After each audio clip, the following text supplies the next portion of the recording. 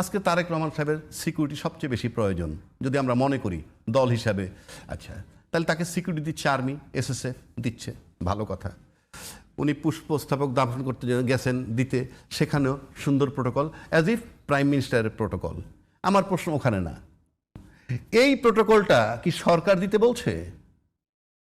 জানতে হবে। আমরা কি জানি সেটা? আমরা কিন্তু জানি না কে দিয়েছে এইটা।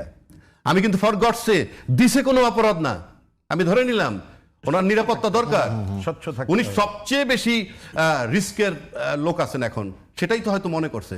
কিন্তু এই প্রোটোকলটা ওনাকে সরকারের কে নির্দেশ দিছে? সরকারের। আমাদের কাছে সুস্পষ্ট কোনো ইয়ে নাই। এক, দুই, এ ব্যাপারে কোনো প্রজ্ঞাপন আছে? প্রজ্ঞাপন আছে, ভিভিআইপি ঘোষণা করছেন তাকে, আমি জানি না প্রজ্ঞাপন আছে কিনা, okay fine.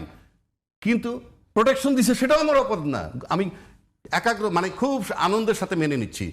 But নির্দেশনাটা car? Police একটাও নাই কেন? পুলিশ কি নিরাপত্তা দিতে ব্যর্থ সেটাও তো বলতে হবে।